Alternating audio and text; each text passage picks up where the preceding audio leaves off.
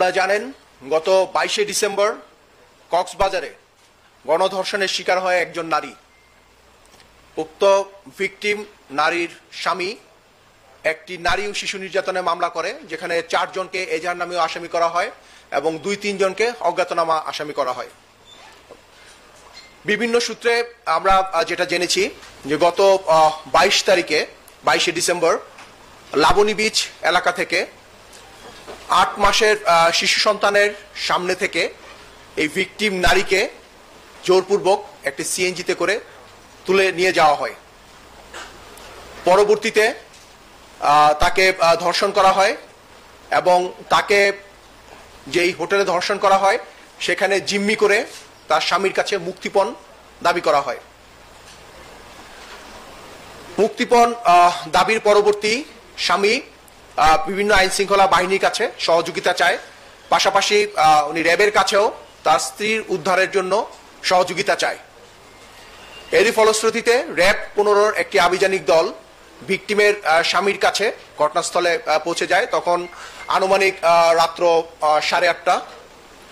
পরবর্তীতে ভিকটিমের স্বামীকে নিয়ে র্যাব তার স্ত্রীকে উদ্ধারের জন্য বিভিন্ন জায়গায় অভিযান পরিচালনা করে এবং কিছুক্ষণ পরে ভিকটিমের যে ভিকটিম তার স্বামীকে অন্য একটি নাম্বার থেকে সে তাকে যে স্থানে ধর্ষণ করা হয় তার আশেপাশে একটি স্থানের কথা বলে এবং সেখানে র্যাব ঘটনাস্থলে গিয়ে হাজির হয়। ঘটনাস্থলে হাজির হয়ে র্যাব ভিকটিম নারীকে উদ্ধার করতে সক্ষম হয় এবং ভিকটিম নারীকে প্রাথমিক জিজ্ঞাসাবাদে বা ভিকটিম নারীর প্রাথমিক তথ্য অনুযায়ী র্যাব জিয়া গেস্ট ইন হোটেলে অভিযান পরিচালনা করে এবং ওই হোটেলে অভিযান পরিচালনাকালীন সময়ে র্যাব ওই হোটেলের যে সিসিটিভি ফুটেজ এবং যে পারিপার্শ্বিক যারা ব্যক্তি ছিল তাদেরকে জিজ্ঞাসাবাদের মাধ্যমে এই ঘটনার সত্যতা পায় এবং ঘটনার সাথে যারা ইনভলভ তাদেরকে প্রাথমিকভাবে শনাক্ত করতে সক্ষম হয়। এরই প্রেক্ষিতে র্যাব ওই হোটেলের যে ম্যানেজার যে ছোটন তাকে ওই দিন 23 তারিখ পরের দিন 23 তারিখ 01:30 ঘটিকায় তাকে গ্রেফতার করে, মূলত জিম্মিতে সহযোগিতা করা এবং এই ধর্ষণের সহযোগিতার জন্য, এবং পরবর্তীতে তাকে আইনের হাতে সোপর্দ করা হয়। আপনারা জানেন যে এই ঘটনাটি বিভিন্ন সামাজিক যোগাযোগ মাধ্যম, বিভিন্ন প্রিন্ট ইলেকট্রনিক মিডিয়াতে ব্যাপক চাঞ্চল্যের সৃষ্টি করে।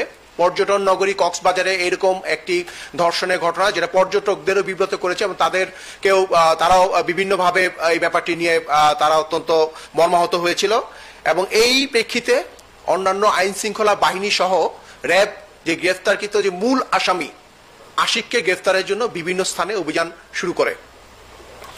এরই প্রেক্ষিতে র্যাব সদর দপ্তরের গোয়েন্দা শাখা, র্যাব 8-এর একটি আভিযানিক দল এবং র্যাব 15-র একটি আভিযানিক দল গতকালকে রাতে মাদারীপুরের একটি বাস স্ট্যান্ড থেকে এই ধর্ষণের যে মূল পরিকল্পনাকারী আশিককে গ্রেফতার করতে সক্ষম হয়।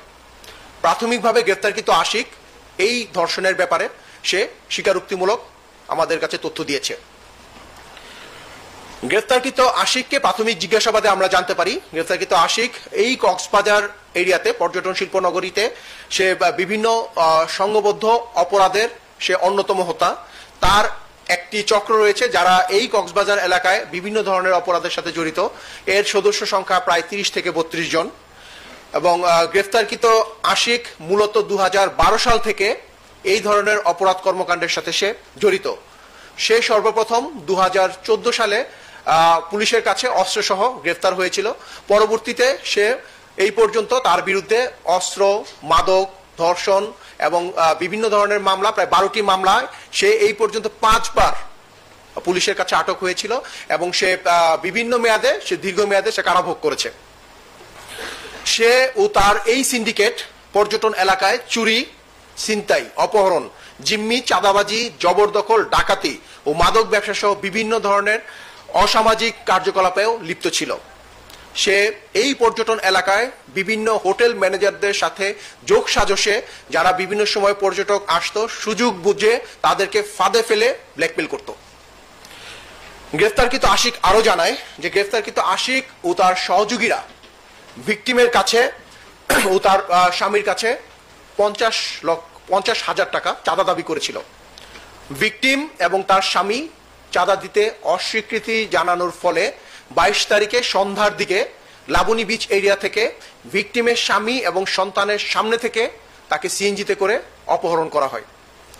পরবর্তীতে তাকে এই গ্রেফতারকৃত আশিক তাকে ধর্ষণ করে এবং ধর্ষণ করে তাকে হোটেলের রুমে আটকে রেখে তার স্বামীর কাছে, ভিকটিমের স্বামীর কাছে মুক্তিপণ হিসেবে অর্থ দাবি করে।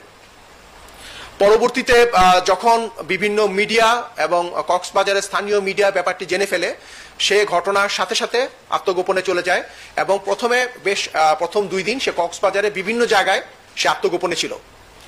পরবর্তীতে যখন সে দেখলো যে বিভিন্ন প্রিন্ট ইলেকট্রনিক মিডিয়া এবং সব জায়গায় ব্যাপারটি অত্যন্ত ব্যাপকভাবে আলোচিত হয়েছে, তখন সে কক্সবাজার ত্যাগ করার জন্য একটি এসি গাড়ি যোগে প্রথমে সে 2 দিন পূর্বে ঢাকায় আসে এবং পরবর্তীতে সে গত দিন সে ঢাকা থেকে পটুয়াখালীতে সে আত্মগোপনের উদ্দেশ্যে যাচ্ছিল। তাকে মাদারীপুরে আমরা প্রতিমধ্যে তাকে আমরা আটক করতে সক্ষম হই। গ্রেপ্তারকৃত আশিক কক্সবাজার যে ট্যুরিজম এলাকা, এখানে সে বিভিন্ন রকম জবরদখল ও অবৈধ কর্মকাণ্ডে জড়িত রয়েছে। সে পর্যটন এলাকা সুগন্ধা নামক স্থানে ফ্ল্যাট ও অ্যাপার্টমেন্ট জোরপূর্বক কম দামে সে ভাড়া নেয় বিভিন্ন মালিকদের কাছ থেকে। পরবর্তীতে ওই ফ্ল্যাট এবং এই অ্যাপার্টমেন্ট সমূহ সে বিভিন্ন অনৈতিক কাজ সহ বিভিন্ন জায়গায় 2 গুণ অথবা 3 গুণ দামে সে ভাড়া দিয়ে থাকে এই সিজন অনুযায়ী, এবং এই যে অতিরিক্ত অর্থ সে তার নিজের ভাবে আত্মসাৎ করে এবং নিজের কাছে রাখে। এছাড়া সে বিভিন্ন জায়গায় আমাদের কাছে জিজ্ঞাসা করছে 2টি জায়গার কথা বলেছে যেখানে সে অবৈধভাবে সে জবরদখল করে সেখান থেকে সে বিভিন্ন ভাড়া সহ বিভিন্ন ভাবে সে এখান থেকে অর্থ আদায় করছে। পাশাপাশি সি বিচে আগত যে ট্যুরিস্ট যারা আছেন তাদেরকে হেনস্থা করা, মোবাইল ছিনতাই এবং ফাঁদে পেলে ও নিয়মিত ইফটিজিং করা হতো রাতের বেলায়, এটাও সে আমাদের কাছে স্বীকারোক্তিমূলকভাবে বলেছে। এবং সে হোটেল মোটেল জোনে যেই ট্যুরিস্টরা আসেন সেখানে তাদেরকে সুযোগ বুঝে সে বিভিন্ন সময় তাদেরকে ফাঁদে পেলে তাদের কাছ থেকে বিভিন্নভাবে অর্থ হাতিয়ে নিয়েছেন। এমনকি সে বিভিন্ন সময় আইন শৃঙ্খলা বাহিনীর সদস্যকেও সুযোগ বুঝে ফাঁদে ফেলে তাদের কাছ থেকে সে ব্ল্যাকমেল করেছে তাদেরকে এবং তাদের কাছ থেকে সে অর্থ আদায় করেছে। গ্রেফতারকৃত নামে যেটা আমি বলেছি, মাদক, নারী নির্যাতন, চাঁদাবাজি, ছিনতাই সহ 12টি মামলা রয়েছে এবং ইতিমধ্যে 5টি মামলায় সে দীর্ঘ কারাভোগ করেছেন। গ্রেফতারকৃতের বিরুদ্ধে আইনানুগ ব্যবস্থা প্রক্রিয়াধীন। ধন্যবাদ।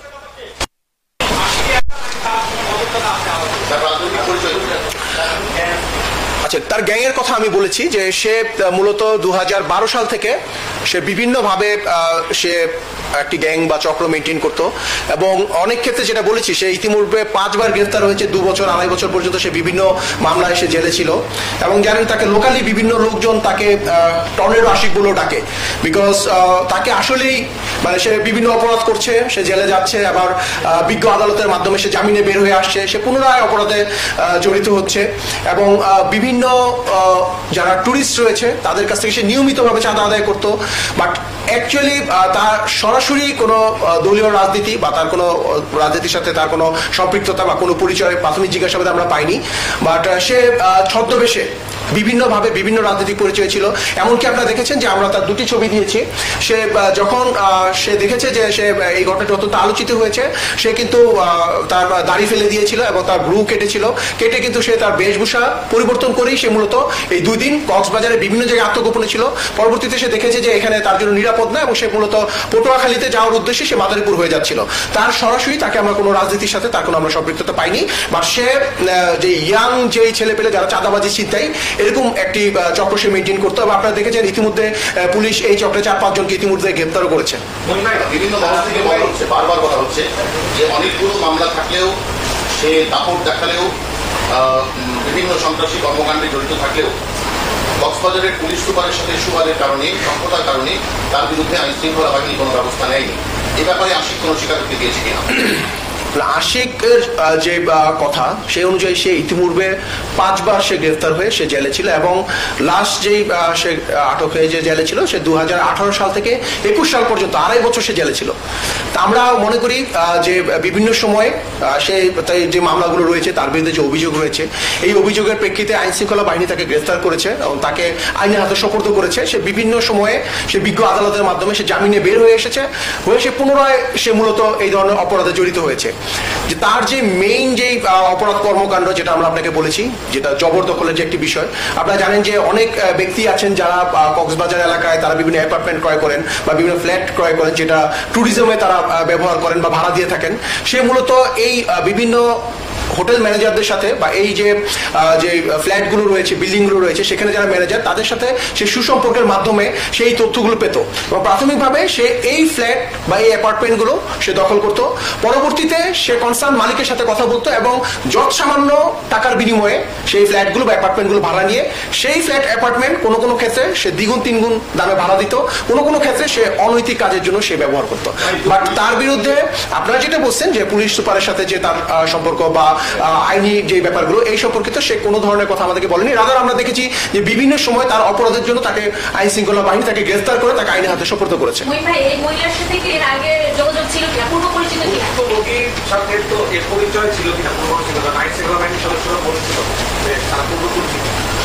আচ্ছা, তার বক্তব্য অনুযায়ী তার সাথে ভুক্তভোগীর প্রথম দেখা হয় ঘটনার আগের দিন, যেখানে তার যে সদস্য অন্যান্য যে তার চক্রের যারা লোকজন রয়েছে সন্ত্রাসী গ্রুপ তারা এই ভুক্তভোগীর কাছে চাঁদা দাবি করেছিল।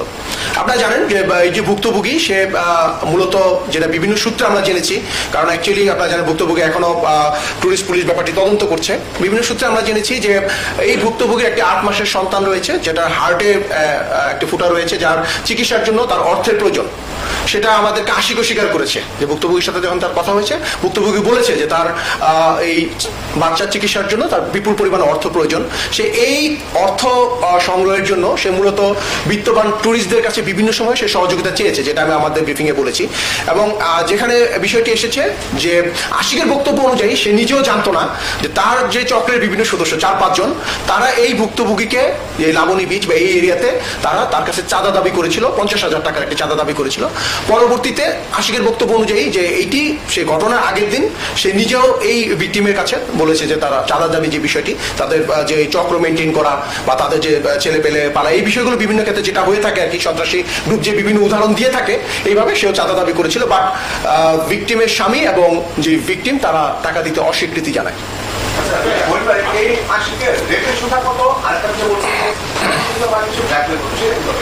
না, সেটা আমরা বিভিন্ন গণমাধ্যমে দেখেছি এবং সেও আমাদেরকে বলেছে যে ইতিপূর্বে সে আইন শৃঙ্খলা বাহিনীর একজন সদস্যকে সুযোগ বুঝে ফাঁদে ফেলে তাকেও ব্ল্যাকমেল করেছে। মানে তার আমি এটা বিষয়ে যেটা বলতে চেয়েছি যে গ্রেফতারকৃত আশিক তার মূলত যে 30 জনের যে তার একটি গ্রুপ, এই গ্রুপের মাধ্যমে সে বিচে যারা পর্যটন যেত রাতের বেলা তাদেরকে বিভিন্নভাবে ফাঁদে ফেলে তাদেরকে ব্ল্যাকমেল করতো।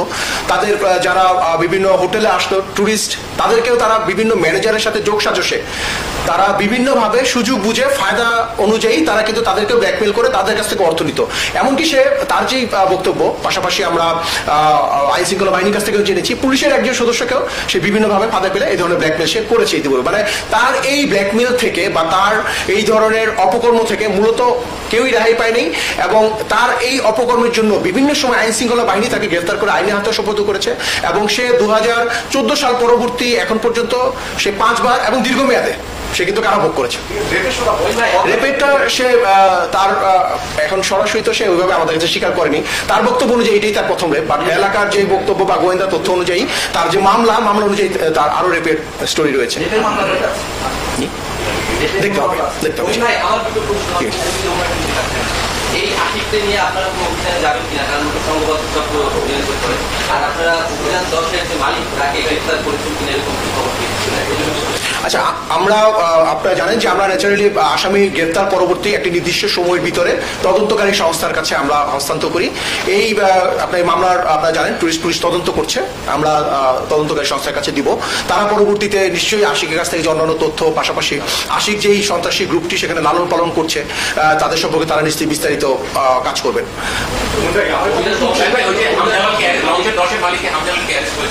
আজকে সকালে আমাদের একটি অভিযান পরিচালিত হয়েছে, যেখানে আমরা তাকে কেরানীগঞ্জ থেকে আটক করেছি। সেখানে বলেছেন যে আশিক প্রথমে সিএনজিতে করে তাকে নিয়ে যাওয়ার পর একটি চায়ের দোকানের পিছনে দুজন তাকে ক্ষতি করে। দুজনের বিষয় একটু ডিটেল করবেন। এবং আরেকটি বিষয় হচ্ছে যে বলা হচ্ছিল যে আমরা শুরু থেকে জেনে আসলাম মুখ্যমন্ত্রী নিজে বলেছিল যে লাভিনী পয়েন্ট থেকে তাকে সাথে নিয়ে যাওয়া হয়েছিল, কিন্তু জবানবন্দিতে সে বলেছেন যে হচ্ছে একটি হোটেলের সামনে থেকে তাকে তুলে নিয়ে যাওয়া। আপনি এই ধোঁয়াশাগুলো কেন? আচ্ছা, এখানে ঠিকই বলেছেন, কিছু ধোঁয়াশার বিষয় আপনাদের বিভিন্নভাবে এসেছে।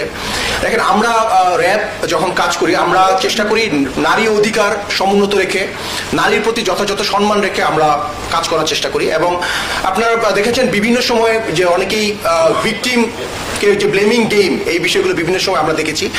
কিন্তু আমরা এখানে যেই বিষয়ে আপনার যেটা আপনি বলেছেন যে বিভিন্ন ইস্যুতে নারীর চরিত্র হননের বিষয় এসেছে, এবং সেখানে আমরা মনে করি যে এই বিষয়গুলো জনসম্মুখে বলার মতো বিষয় না। এই বিষয়গুলো অবশ্যই টুরিস্ট পুলিশ তদন্ত করছে, তারা তদন্তপূর্বক সেটা হয়তো ওনারা বিস্তারিত বলবেন। এবং আমরা মূলত যে অভিযানটি পরিচালনা করেছি সেখানে একটি মামলা হয়েছে, মামলায় যেখানে বলা হয়েছে অপহরণ করত ইচ্ছার বিরুদ্ধে জোরপূর্বক ধর্ষণ করা হয়েছে, এবং যেখানে 4 জনকে আসামি করা হয়েছে সরাসরি এজার নামে, এবং 2-3 জনকে অজ্ঞাতনামা আসামি করা হয়েছে। আপনি যেটা বলেছেন যে লাবণী পয়েন্ট বিচ এবং মোটেল পাশাপাশি, দুইটাই পাশাপাশি, এবং মূলত ভিকটিমের যে অভিযোগ সেটা হোটেলের সামনে হলেও সেটা ওইখানে পাশে, বা লাবণী পয়েন্টে আসলেও সেটাও পাশে। এখানে আমরা যে মূলত অভিযানটি পরিচালনা করেছি ভিকটিমের স্বামীর অভিযোগের ভিত্তিতে। আমাদের সাথে কিন্তু এখনো ভিকটিমের কথা হয়নি, কারণ আপনারা জানেন যে উনি তদন্তের জন্য টুরিস্ট পুলিশ ওনার তদন্তের যে চলমান রয়েছে সেখানে রয়েছে। আমরা মূলত ভিকটিমের স্বামীর যে তথ্য, এবং আমাদের র্যাব যখন ভিকটিমের স্বামীর কাছে যায় সহযোগিতা করার জন্য, তখন র্যাব থাকাকালীন সময় কিন্তু ভিকটিমের স্বামীকে এই আশিক ফোন দিয়ে মুক্তিপণ দাবি করে। সো এখানে মুক্তিপণের বিষয়টি যেমন তখনই মূলত আমরা বিভিন্ন হোটেলে আমরা খুঁজতে থাকি যে ভিকটিমকে, বাট পরবর্তীতে ভিকটিম কোনো একটা মাধ্যমে সে আটকে থাকা রুম থেকে বের হয়ে সে তার স্বামীকে অন্য একটি নাম্বার থেকে ফোন দেয়। পরবর্তীতে র্যাব ঘটনাস্থলে যায় এবং সিসিটিভি ফুটেজ সহ যে কাজগুলো করে, আমরা যে যাদেরকে গ্রেফতার করেছি তাদেরকে আমরা গ্রেফতার করতে সক্ষম হয়েছি। এখানে আমরা একজন আশিককে গ্রেফতার করেছি, তার বক্তব্য অনুযায়ী সে যেভাবে ধর্ষণ করেছে এই বিষয়গুলো উঠে এসেছে। এখানে আমাদের আপনি যে অন্য 2 জনের আসামির কথা বলেছেন, এই তাদেরকে গ্রেফতার পরবর্তীতে এখানে যে চায়ের দোকানের কথা বলা হয়েছে, আশিক বলেছে চায়ের দোকানের সামনে সে গিয়েছিল, সেখানে সে ভিকটিমকে রেখে সে মোটরসাইকেল আনার কথা আমাদেরকে বলেছিল। সে তার বক্তব্য অনুযায়ী যে সেই চায়ের দোকানের যে পিছনে যে ঘটনাটি ঘটেছে সেটি তার সামনে হয়নি। সো আমরা আমাদের বক্তব্য যেটি আমরা আশিকের কাছ থেকে পেয়েছি, আশিক মূলত তাকে যে দর্শনের বিষয়টি এসেছে জিয়া গেস্টিন হোটেল, সেখানেই তার ব্যাপারে অভিযোগটি রয়েছে, এবং যেখানে জিয়া গেস্টিনের যে ম্যানেজার তাকে জিম্মি করার ব্যাপারে ছোটন সহযোগিতা করেছিল। এই ছোটনকে আমরা ওই দিন রাতে গ্রেফতার করতে সক্ষম হয়েছি। আশিক তাকে সেখানে রেখে সে বাসায় ওই যে চায়ের দোকানের কথা সে বলছে, চায়ের দোকানে খুব নিকটেই তার বাসা, সেখান থেকে সে মূলত মোটরসাইকেল আনতে চলে যায়। সেখানে এই যে যেটা আমরা বলেছি যে তার বিভিন্ন সহযোগীরা সেখানে ছিল, চায়ের দোকানের পিছনে তার বিভিন্ন সহযোগীরা ছিল, যেটা মূলত হয়তো যে আপনার ভিকটিম যেটা বলছেন, ভিকটিমের যে বক্তব্য সেটা তো উনি বিজ্ঞ ম্যাজিস্ট্রেটের কাছে দিয়েছেন, ওনার বক্তব্যটা আমরা পাইনি। বাট সেখানে আশিকের যে চক্রের অন্যান্য সদস্যরা তারা ছিল, এবং তাকে আমরা বারংবার জিজ্ঞাসা করেছি যে সেখানে কোনো ধর্ষণের ঘটনা ঘটেছিল কিনা, বাট সে যেহেতু স্পটে ওই ধর্ষণ তার সামনে হয়নি, সো এই বিষয়টি সে মূলত এড়িয়ে যায়। হোটেলের বিষয়টি তো বলেছি যে জিয়া গেস্টিনের যে হোটেলে তাকে আশিক মূলত ধর্ষণ করে এবং সেখানে তাকে জিম্মি করে মূলত মুক্তিপণ চাওয়া হয়।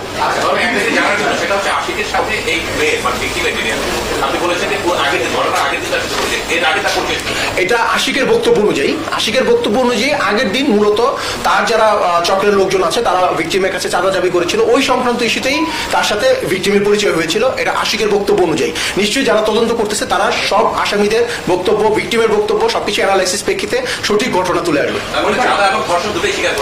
চাঁদা অর্থ দাবির ব্যাপারটি উনি স্বীকার করেছেন, এবং ধর্ষণের ব্যাপারটি উনি স্বীকার করেছেন। আশিক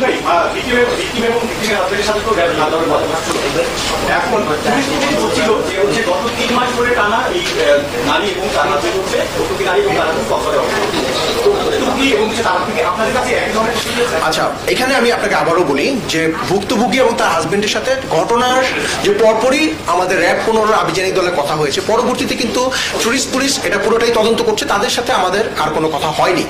মামলার ভিত্তিতে আমরা অভিযান পরিচালনা করেছি।